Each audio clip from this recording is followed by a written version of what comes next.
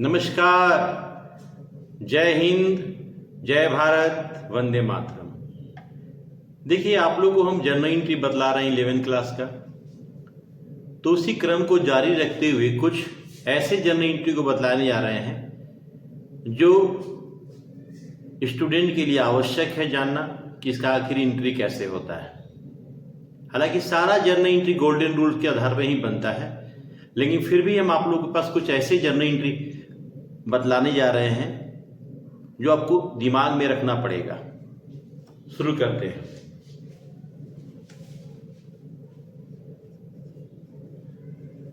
Journal entries. पहला, if cash given for charity. यदि when cash given for charity, जब नगद दान में दिया जाता है,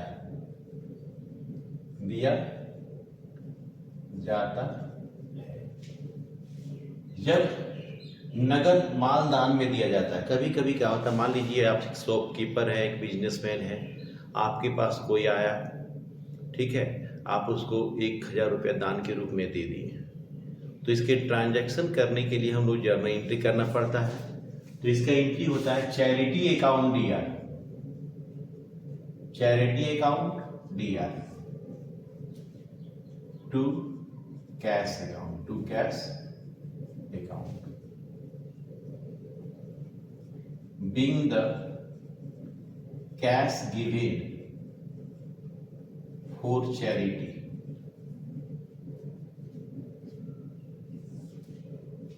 दूसरा,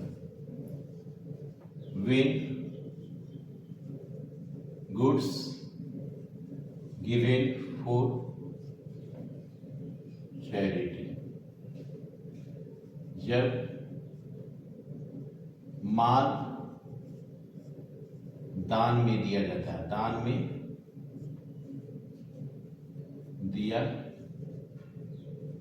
है, जब माल दान में दिया जाता है। कभी कभी क्या होता है ना, बिजनेसमैन, मान लीजिए आप एक बिजनेसमैन है, ठीक है, एक सरस्वती पूजा का आयोजन हुआ और आप उस आयोजन में एक, मान लीजिए 10 किलो चावल, 5 किलो दाल आप दे दिए, ठीक है। तो ये क्या हुआ, आप सामान दान में दे रहे हैं। देन इसका एंट्री होता है चैरिटी अकाउंट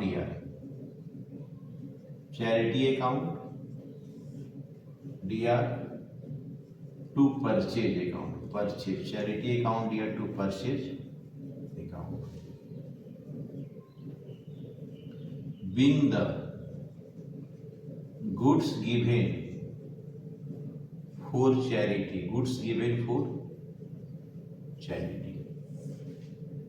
कभी कभी क्या होता है, when cash and goods both are given for charity,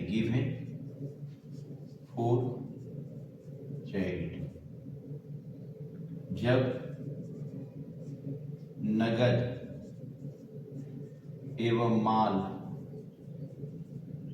दोनों दान में दिया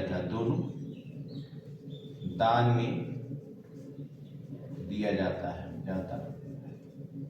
मतलब पैसा भी दान में देंगे और माल भी दान में देंगे, तो क्या एंट्री होगा, चैरिटी अकाउंट DR।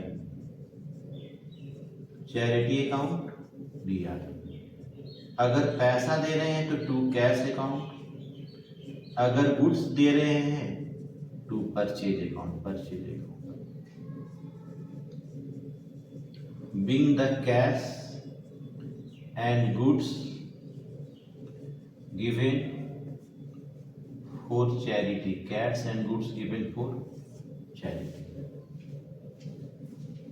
आगे, when goods given for free sample, जब निशुल्क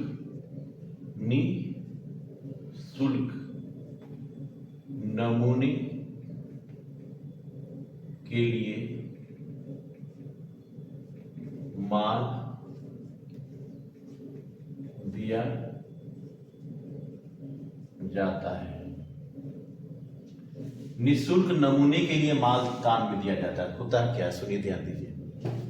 मान लीजिए शुरू हम पापड़ बनाए, तो हम हर घर में जाके पापड़ दिए, 5 पापड़ दे दिए कि खा के देखिए बहन जी, भाई साहब, मेरा पापड़ खा के देखिए, अच्छा लगेगा तो खरीदिएगा।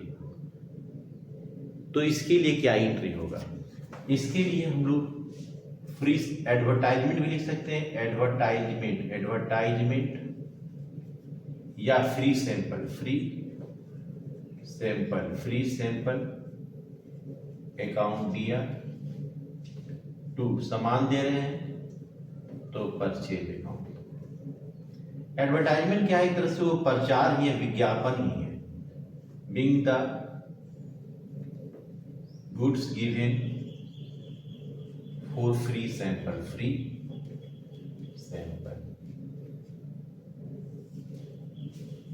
अगला देखिए, वे गुड्स डिस्ट्रॉयड बाय फायर। जब माल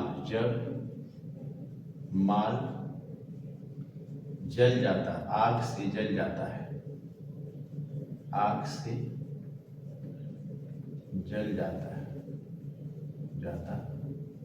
या नष्ट हो जाता है, आग से नष्ट हो जाता है,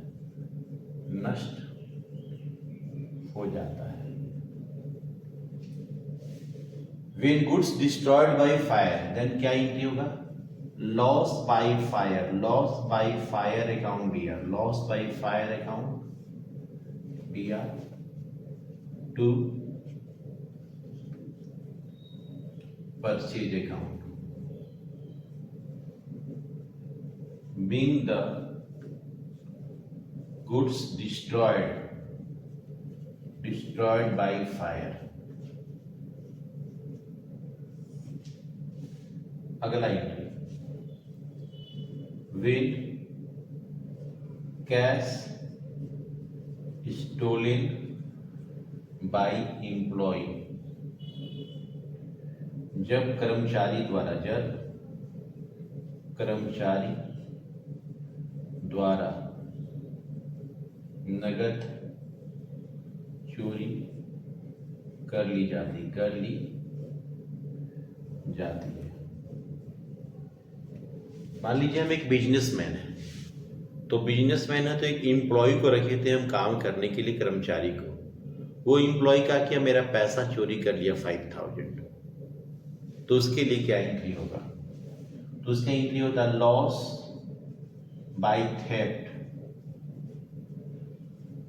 बाय थेफ्ट अकाउंट दिया, to cash account. Being the cash stolen by employ.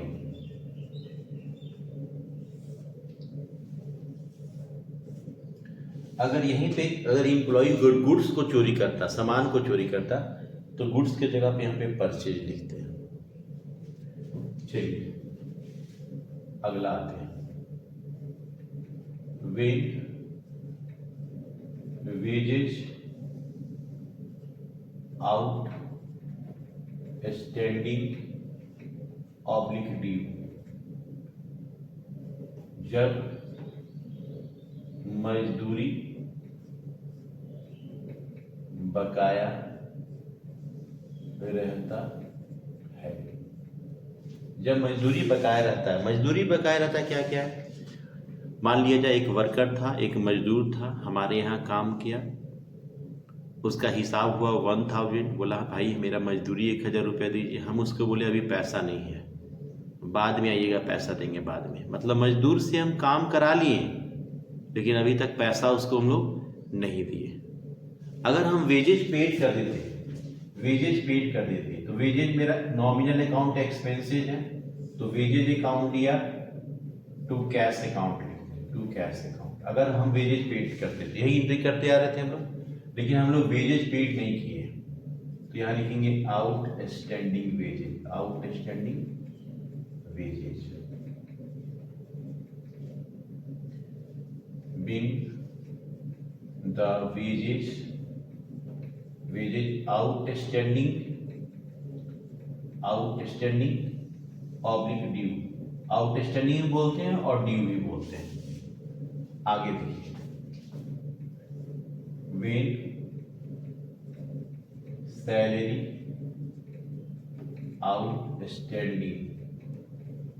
Outstanding oblique due unpaid, सब एक ही चीज होता है। अब सैलरी अगर ड्यू है तो अगर सैलरी पेड करते हैं, जब वेतन बकाया रहता है, मतलब हम लोग अपना एम्प्लॉय से काम करवा लिए लेकिन अभी तक उसको सैलरी नहीं दिए। अगर हम लोग सैलरी पेड कर देते हैं तो सैलरी अकाउंट दिया टू कैश अकाउंट होता है, अगर सैलरी पेड कर देते हो। लेकिन हम लोग सैलरी पेड नहीं किए, यहाँ लिखेंगे outstanding salary,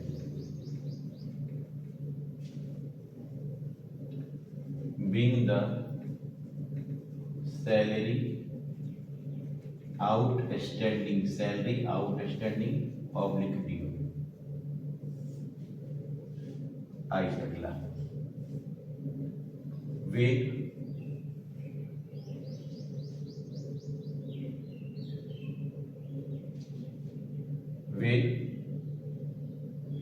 wages and salary both are outstanding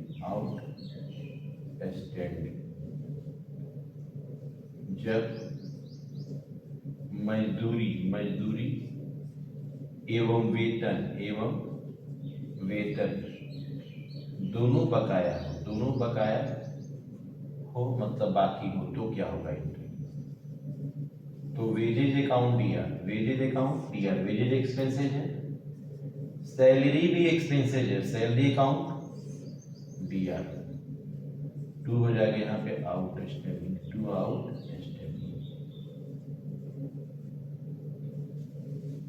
being the wages and salary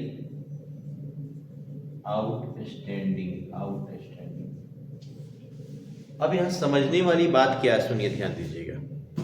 मजदूरी और वेतन दोनों बाकी है, तो आपका क्वेश्चन नंबर जब 15 बनाइएगा तो 15 का जो आपका क्वेश्चन नंबर 4 है, 15 का क्वेश्चन नंबर 4 है, उसमें बोला है वेजेस 20,000 आउटस्टैंडिंग है और सैलरी 4,000 आउटस्टैंडिंग है। तो कैसे बनेगा? 20,000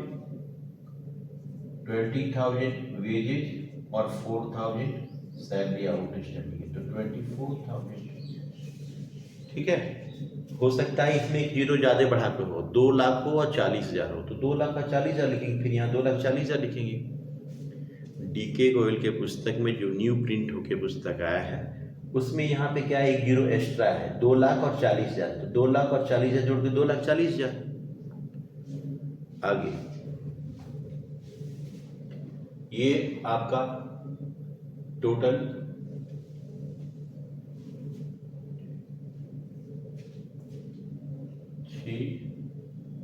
सात, ये 7 है, ये 8 है और ये 9 है, टोटल ये 9 एंट्री हुआ। ये समझ में आ गया होगा, फिर आगे इसका बतलाते हैं आपको।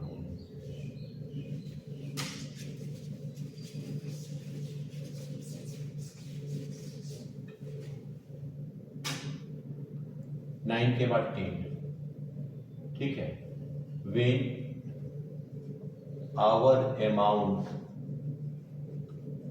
are bad debts, जब हमारा रकम डूब जाता है, जब हमारा रकम डूब जाता है, कहने का मतलब है मान लिया जाए कि हमें किसी से पैसा चाहिए था। मान लीजिए किसी को हमने सामान बेचा था 50,000 का, ठीक है, वो आदमी हमें पैसा नहीं दिया, वो आदमी मेरा डेटर्स होता है। जिसे हम क्रेडिट सेल करते हैं ना, जिसे हम सामान उधार बेचते हैं, उसको हम लोग बोलते हैं डेटर्स। अकाउंटिंग लैंग्वेज में डेटर्स कहते हैं, यानी देनदार। वो हमें पैसा नहीं दिया, भाग गया वो, तो ये पैसा मेरा डूब गया, तो इसे बोला जाता है बैड डेब्ट्स। तो जब बैड डेब्ट्स हो जाता है, पैसा डूब जाता है, तो उसका एंट्री होता है बैड डेब्ट्स मेरा लॉस है, तो बैड डेब्ट्स अकाउंट दिया। जो मेरा पैसा डुबाया हुआ रहता है उसका नेम लिखते हैं, यहाँ पे नेम लिखेंगे, जो मेरा पैसा डुबाएगा उसका नाम लिखेंगे, नरेशन लिखेंगे, बीइंग द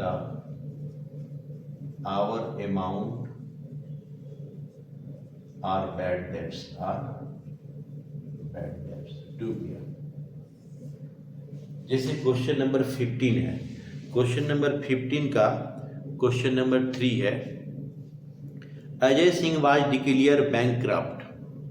अजय सिंह नाम का एक आदमी था, वो बैंकक्रप्ट हो गया, मतलब दिवालिया हो गया। समझ लीजिए उसके पास कुछ नहीं है पैसा देने को, ऐसे आदमी को हम लोग दिवालिया कहते हैं। आगे सुपीरियर क्लास में पढ़ेंगे इंसॉल्वेंट क्या होता है, बैंकक्रप्ट क्या होता है, इसके लिए एक चैप्टर ही है इंसॉल्वेंसी। तो उसे पढ़ने में अभी इतना समझिए कि बैंकक्रप्ट का मतलब होता है वो दिवालिया हो गया, उसके पास पैसा कुछ नहीं है, देने को नहीं रह गया, तो वैसे आदमी को बैंकक्रप्ट या इंसॉल्वेंट कहते हैं। तो Ajay Singh was declare bankrupt, he owed 2,400, ठीक है, to us, nothing could be received from his estate. उससे हमें 2,500 रुपये लेना था, लेकिन वो कुछ भी नहीं दे पाया, तो उसका एंट्री क्या होगा, बैड डेब्ट्स अकाउंट दिया टू अजय सिंह।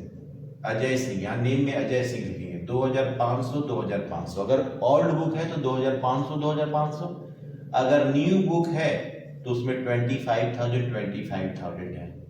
तो जो आपका क्वेश्चन में है वो लिखिएगा। एक तरह से ये 15 नंबर क्वेश्चन भी आपका सॉल्व हो रहा है। जो हम जर्नल एंट्री लिखेंगे उसी में 15 नंबर क्वेश्चन का आंसर छुपा हुआ है। आगे आते हैं 11, when bad debts amount are recovered, जब डूबा हुआ पैसा प्राप्त हो जाता है, तब जब डूबा हुआ पैसा प्राप्त हो जाता है, हमारा पैसा डूब चुका था, हम सोच चुके थे कि वो मेरा पैसा लास्ट ईयर डूब गया था, यानी ये चल रहा है 2024, तो इसका पिछले साल 2023 में मेरा कुछ पैसा डूब गया था, मान लीजिए 5,000 डूब गया था। लेकिन एक दिन हम जा मार्केट में, वो आदमी मिल गया, वो शख्स मिल गया जो मेरा पैसा डुबा दिया था, जो नहीं दिया था, तो उसको तो हम पकड़ लिया, अरे बाबू तुम कहाँ जा रहे हो, तुम्हारा पैसा ड्यू था, तुम पैसा दो। तो उसको हम पकड़ लिए, तो फिर पैसा हमको वापस कर दिया, मतलब मेरा डूबा हुआ पैसा हमको वापस हो जा रहा है, प्राप्त हो जा रहा है। तो क्या एंट्री होगा, सुनिए, cash account DR, cash account DR to bad debts recouped account, being the bad debts amount recovered, डूबा हुआ पैसा मिल गया। तो जब आप क्वेश्चन बनाइएगा 15 नंबर क्वेश्चन, तो उसमें क्वेश्चन नंबर 2 जो है, receive cash 1,000 for bad debts return of last year, पिछले साल जो 1,000 रुपये डूब चुका था वो पैसा हमें प्राप्त हो जा रहा है। तो पिछले साल जो डूबा हुआ पैसा हमको 1,000 प्राप्त हो जा रहा है, तो यहाँ क्या लिखेंगे 1,000 और 1,000। अगर आपका न्यू बुक है 2024 का पब्लिश हो गया है, तो उसमें यहाँ पे 10,000 एक जीरो केवल एक्सेस कर दिया, तो ठीक है, एक जीरो हम बैठे बढ़ा देंगे। चलिए आगे क्या आता है, वे एक्सपेंसेस प्रीपेड, एक्सपेंसेस प्रीपेड जब वह पूर्वदत्त हो। प्रीपेड का मतलब होता है एडवांस, प्रीपेड का मतलब क्या होता है, एडवांस। पूर्वदत्त हो, एडवांस क्या होता है मालूम है, बताते हैं आपको। मान लिया जाए आप कोचिंग कर रहे हैं, आपको अप्रैल का फी पेमेंट करना है, अप्रैल का या मई का पेमेंट करना, मई का पेमेंट करना है फी आपको, लेकिन आपने क्या किया, जून और जुलाई का भी फी दे दिया, जून और जुलाई का भी फी दे दिया। मतलब कि आपने अभी जून आया नहीं है, जुलाई आया नहीं, उसका आप फी दे दिए, तो ये क्या हो गया, इसको बोलते हैं प्रीपेड बोलते हैं। क्या बोलते हैं इसको, प्रीपेड बोलते हैं। तो इसका एंट्री क्या होता है, प्रीपेड एक्सपेंसेस। आगे चल के क्वेश्चन में मिलेगा ये सब हमको। प्रीपेड एक्सपेंसेस अकाउंट या to expenses account, being the expenses prepaid, expenses prepaid। चलिए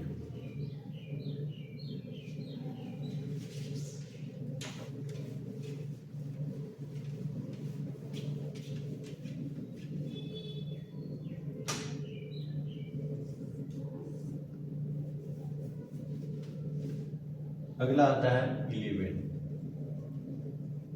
वे 10, 9, 10, 11, 12, ये 12 था, 13, 13, वे डेप्रिसिएशन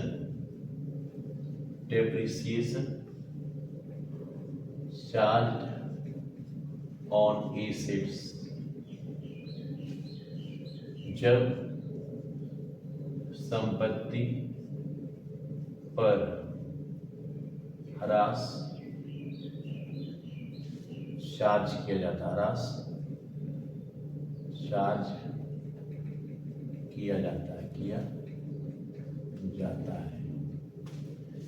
देखिए डेप्रिसिएशन क्या होता है, डेप्रिसिएशन जो एसेट में घिसावट होता है ना, उसे ही डेप्रिसिएशन कहते हैं। अब जैसे साइकिल चला रहे हैं तो उसका जो चक्का है घिस रहा है कि नहीं, वो डेप्रिसिएशन है। कार चला रहे हैं, उसका चक्का और इंजन घिस रहा है कि नहीं, डेप्रिसिएशन है।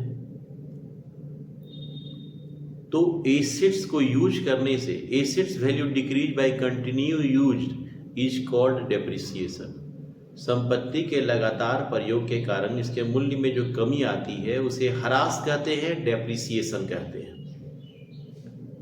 तो उसे डेप्रिसिएशन कहा जाता है। जैसे आप एक मोबाइल खरीदे 2023 में 10,000 में मोबाइल खरीदे, आज 2024 में उसका दाम हो गया है मान लीजिए 6,000। क्यों, क्योंकि आपने उसे 1 साल यूज किया, तो 1 साल यूज करने के कारण उसका वैल्यू को घट गया, तो ये क्या कहते हैं, इसको डेप्रिसिएशन कहते हैं।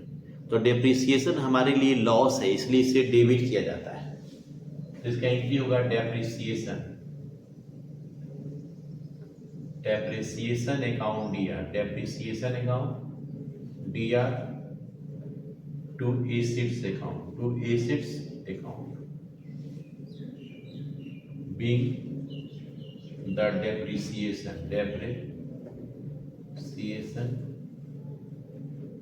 Charge on assets, depreciation charge on assets. जैसे आपका क्वेश्चन नंबर जो 15 है उसका पहला क्वेश्चन है कि डेप्रिसिएशन हो रहा है, फर्नीचर का भी दाम घिस रहा है और मशीनरी भी घिस रहा है, दोनों घिस रहा है, तो उसका एंट्री क्या होगा, सुनिए, डेप्रिसिएशन अकाउंट डीआर। फर्नीचर भी घिस रहा है तो furniture to furniture account to machinery का भी दाम घट रहा है, टू मशीनरी अकाउंट। ये दोनों का दाम घट रहा है, दोनों का डेप्रिसिएशन हो रहा है, घिसावट हो रहा है। तो 500 फर्नीचर और 2000 ये दोनों मिला के 2500 का डेप्रिसिएशन हो रहा है। फिर से बता रहे हैं, अगर आपका न्यू बुक है नया बुक पब्लिक शो किया है तो उसमें आपको एक जीरो एक्स्ट्रा लगाना होगा, 5000, 20,000, यहाँ 25,000। यहाँ पे 2 एसेट पे डेप्रिसिएशन हुआ है तो डेप्रिसिएशन को डेबिट किया और जो जो एसेट पे डेप्रिसिएशन हुआ उसको यहाँ पे लिख दिया। आगे आते हैं, when assets purchased for domestic use or personal use. अगर ठीक है, जब घरेलू या व्यक्तिगत प्रयोग के लिए संपत्ति खरीदा जाता है, संपत्ति खरीदा जाता है तब देखिए, अपनी यूज के लिए, घरेलू यूज के लिए, डोमेस्टिक यूज के लिए या अपना पर्सनल यूज के लिए अगर कोई एसेट खरीदते हैं, जैसे इस क्वेश्चन में बोल रहा है, क्वेश्चन नंबर 15 में बोल रहा है, 5 नंबर क्वेश्चन में, purchase furniture ₹6,000 for the proprietor यानी कि मालिक प्रोप्राइटर द्वारा पेड अमाउंट बाई चेक। मालिक अपने लिए फर्नीचर खरीदा और उसका पेमेंट किससे किया, वो चेक से पेमेंट कर रहा है, तो चेक की जगह हम लोग बैंक लिखेंगे। और अपने लिए कभी भी कोई एसेट खरीदा जाता है तो उसका एंट्री होता है ड्रॉइंग्स अकाउंट दिया टू, अगर कैश से खरीद रहे हैं तो कैश लिखेंगे, अगर चेक से खरीद रहे हैं तो हम यहाँ पे बैंक। तो इस क्वेश्चन में हम लोग चेक से खरीद रहे हैं तो यहाँ बैंक लिखेंगे। Being the assets purchased for domestic use और पर्सनल यूज। आगे आते हैं,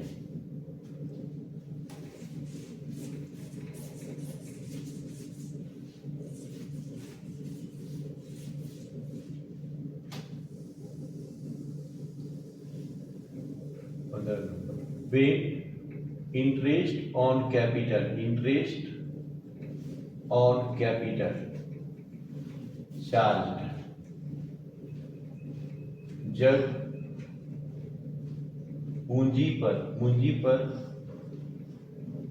ब्याज चार्ज किया जाता है तो इसका एंट्री होता है interest on capital account DR, interest on capital account DR to capital account. ये एंट्री आप लोगों को दिमाग में रखना पड़ेगा। Being the interest on capital charge. आखिर इंटरेस्ट ऑन कैपिटल निकलता कैसे है, इसका फॉर्मूला क्या है? तो इंटरेस्ट ऑन कैपिटल निकालने का फॉर्मूला होता है कैपिटल इंटू परसेंटेज बाई 100। आप क्वेश्चन नंबर जब बनाइएगा तो 15 का 6 में क्वेश्चन बोला है 9% इंटरेस्ट ऑन कैपिटल निकालना है। ये 2 लाख है, 2 लाख का 9% निकालेंगे तो 18,000 आएगा। अगर आपका न्यू बुक है तो यहाँ पे 20 लाख होगा, 20 लाख का 9% 1,80,000, 1,80,000 लिखिएगा। Next, when interest on drawings provided जब पूंजी, जब आहरण